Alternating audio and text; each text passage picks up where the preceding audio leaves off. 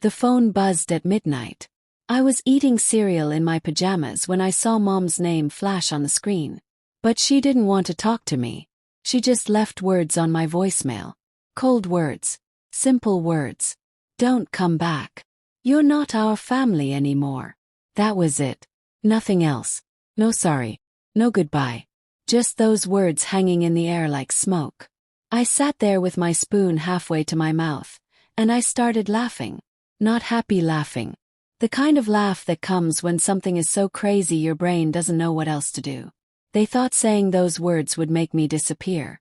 They had no idea what was coming next. Let me tell you where this all started. Comment below and tell me what city you're from.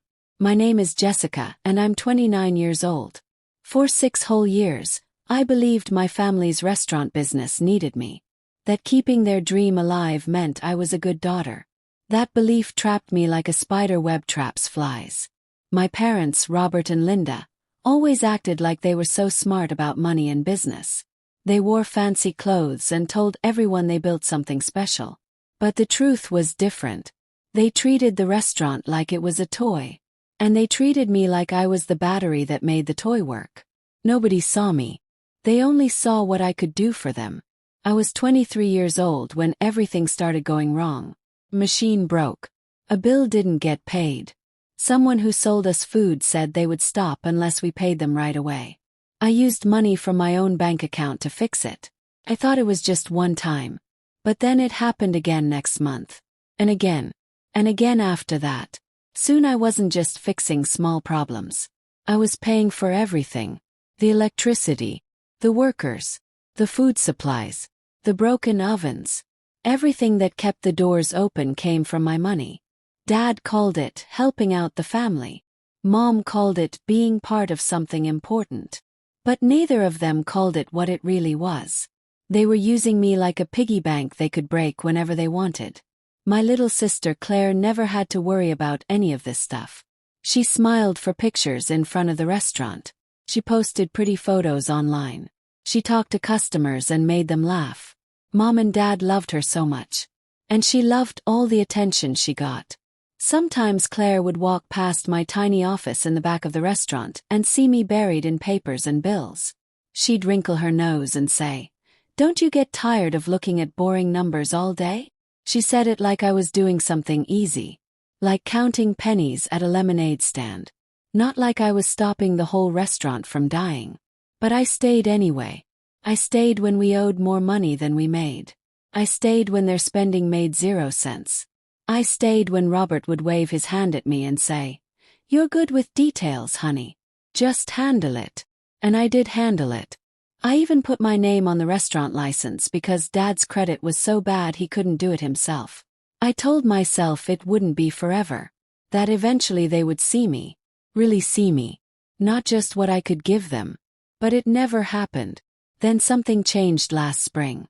Maybe it was how Mom would smile and pat my hand whenever I tried to say no to them. Maybe it was how Dad got more and more confident that I would always fix his mistakes.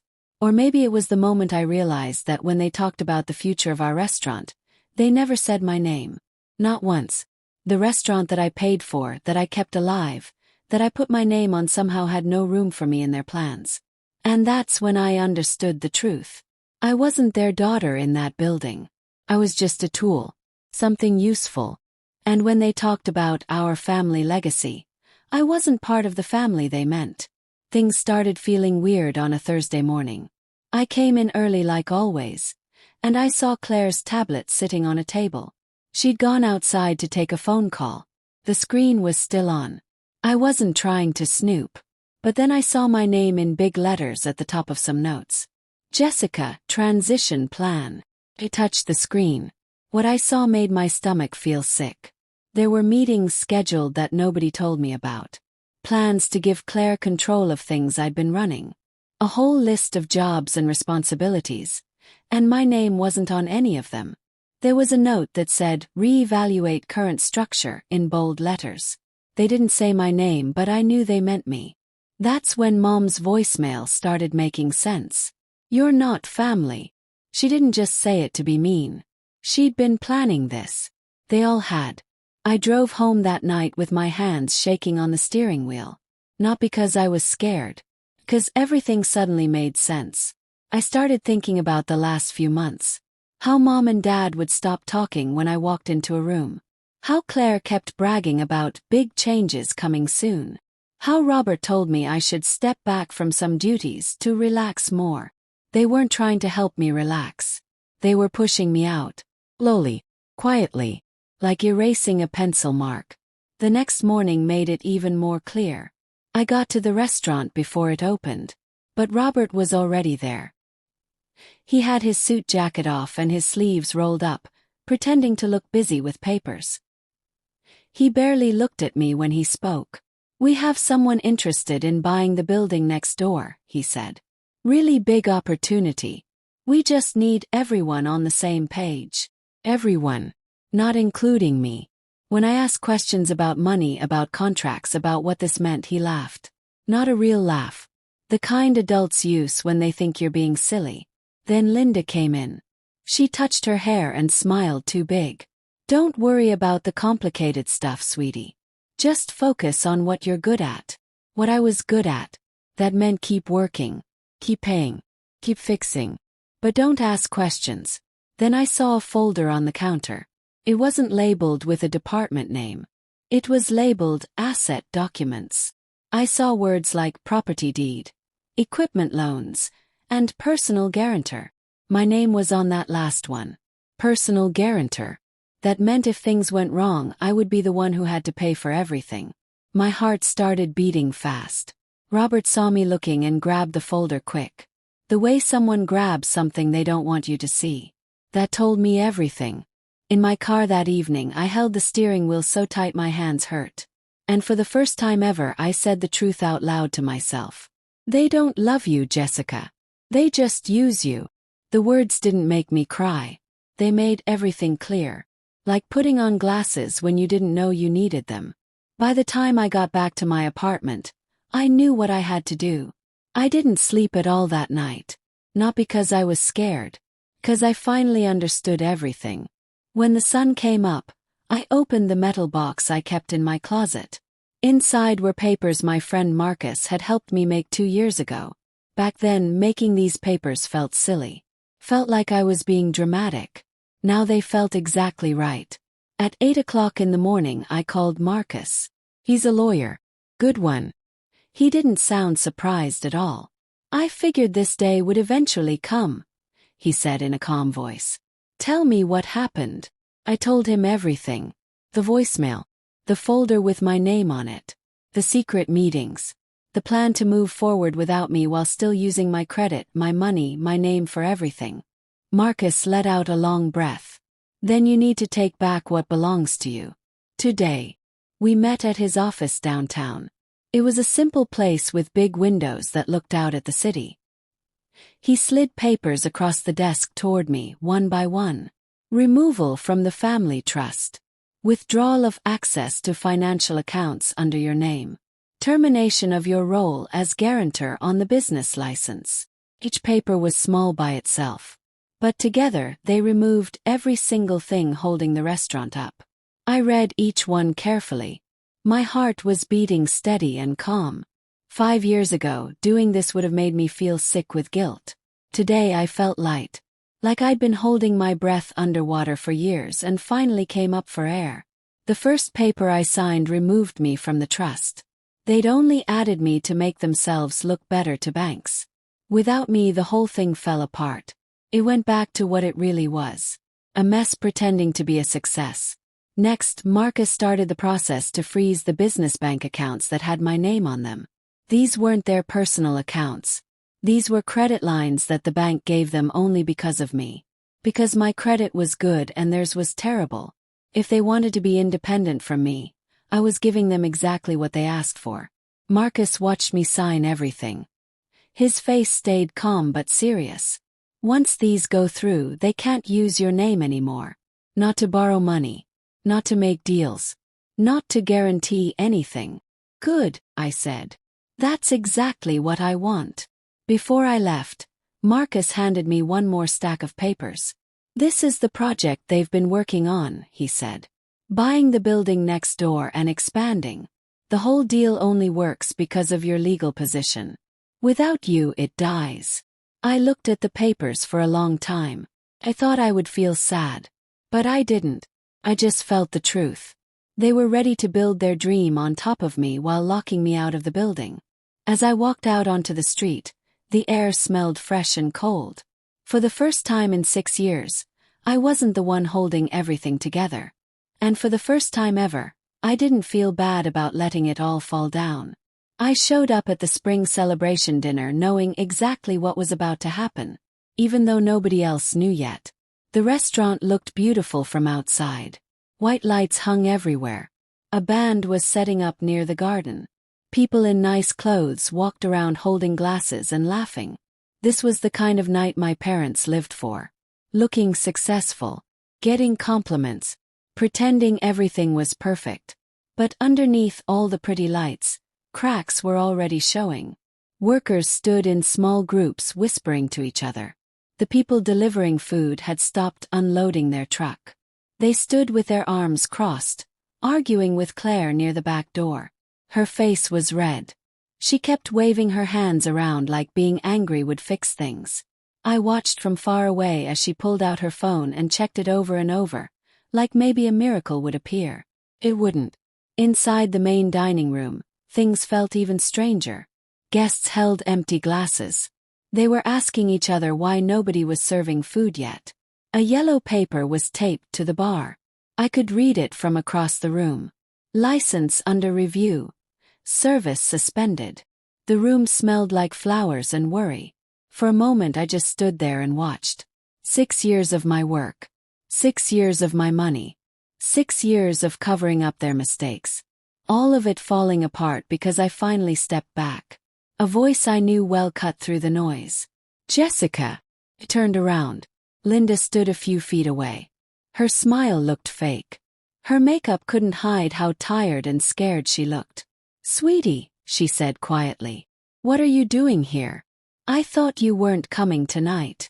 I came to get my things from the back office, I said. Didn't want to interrupt your big party.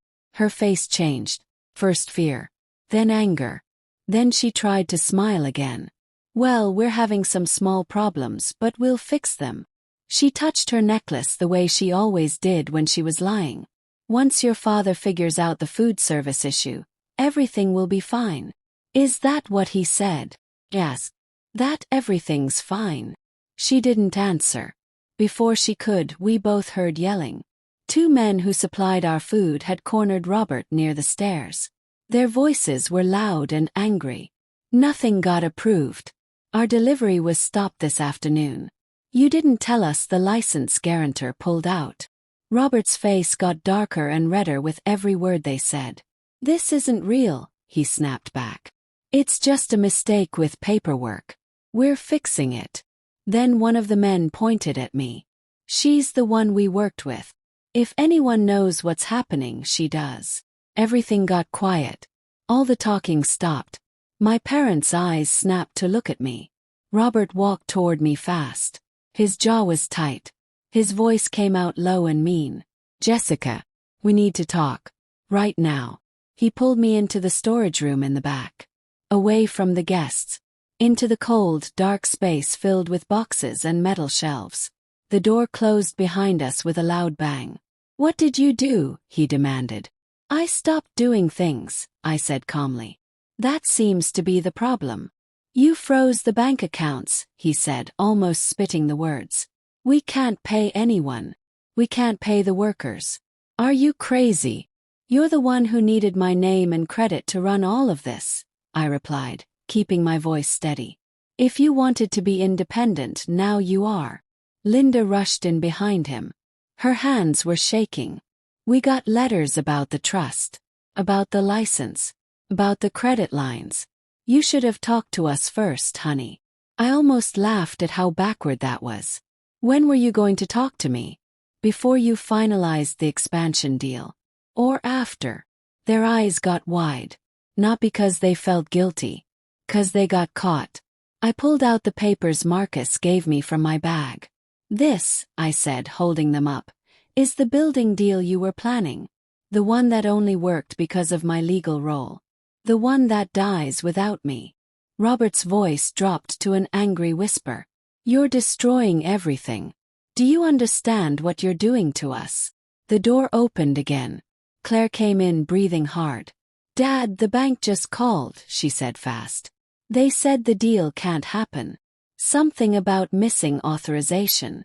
She stopped talking when she saw me holding the papers. You, she said, pointing at me. Her voice was full of hate. This is your fault. I raised my eyebrows. If everything falls apart when one person steps away, maybe what you built wasn't very strong to begin with. Linda came closer and tried to grab my arm. Jessica, please. We can fix this. Just undo what you did. You know how important tonight is. I stepped back away from her. I know exactly what tonight is, I said. It's the night when everything you built on my back finally shows how heavy it really is. Someone knocked on the door. A worker peeked inside. Mr. Robert, the people interested in buying the next building are here. They're asking why the property is flagged as non-transferable. All the color drained from my father's face. The expansion deal wasn't just dying quietly. It was dying loudly. In front of everyone. Robert looked at me like he'd never seen me before. Why would you do this to your family? That word, family, hit me like a bell ringing. I heard Mom's voicemail in my head again. You're not family. I looked right into his eyes. You told me exactly where I stood. Before he could say anything back, his phone started buzzing like crazy. He looked at the screen. His hands were shaking. Then he held it out toward me. It was Mr. Patterson, the family lawyer. A message preview glowed on the screen. We have a serious problem. Call immediately. I pushed the phone back toward him. That's your problem to deal with. Not mine anymore. Claire's voice got higher and cracked. You can't walk away from this. You can't just leave us with responsibility, I finished her sentence. I already did. For a moment nobody said anything. Metal shelves lined the walls behind us. Boxes stacked everywhere. Silent witnesses to the truth finally being said out loud. I put the papers back in my bag. My stuff is in my old office. I'm going to get it and leave. After tonight, you don't need to contact me. Linda's breath caught in her throat. Jessica, please. We don't know how to run this without you. That, I said softly, is exactly the problem. I walked toward the door. My father took one last step toward me, almost begging. If you leave now, everything falls apart. Stop. My hand on the doorknob. It already has. When I walked back out into the main dining room, the band had stopped playing. Guests were leaving in confused groups. Claire was yelling at a supplier across the room. Robert stood frozen near the stairs. Linda stood behind him, her eyes wet but no tears falling. The perfect night. The perfect image. The perfect family. All of it crumbling in real time. And all I did was step out of the way. I woke up the next morning to silence so complete it felt intentional. Sunlight came through my curtains soft and gentle. For the first time in years, I'd slept without dreaming about bills or schedules or last-minute emergencies. I stretched my arms over my head and reached for my phone. Then I stopped. 79 missed calls. All from the same three names. Robert. Linda. Claire. My voicemail icon was blinking like crazy. Press play. Mr. Patterson's voice poured out, fast and breathless. Jessica, we have a major problem. The suppliers pulled their contracts. The building buyers are demanding explanations. The financial institutions flagged multiple irregularities after your withdrawal. Call me as soon as you get this. I didn't call back. Instead, I made breakfast. Toast with butter. Cut up an apple. Made tea and let the kettle whistle. My apartment felt lighter. Bigger. Like stepping away from them had added extra space to breathe. While my tea cooled down, I scrolled through all the messages. Claire accusing me of sabotage. Linda begging me to be reasonable. Robert demanding that I come home and fix this. I put the phone face down on the table. They weren't calling because they loved me. They were calling because the structure they'd built on top of my shoulders had been removed. And now the whole thing was leaning, about to fall. The quiet in my apartment felt like truth. And for the first time in my entire life, the quiet didn't scare me. I spent New Year's Eve on my balcony watching the city light up with fireworks and new beginnings. The restaurant had filed for bankruptcy. The expansion deal was dead. My parents were finally dealing with the responsibilities they'd handed to me for 6 years. I didn't feel victorious or mean. I just felt free. Choosing myself had cost me a family in name only. But not in truth. Real family requires respect. And they never gave me any. When my phone buzzed again with another call, I didn't even check to see who it was. I just closed my eyes, breathed in the cold night air and laughed. Not a sad laugh. Not an angry laugh. Free laugh. If this story touched your heart, leave a comment below and let me know what you think.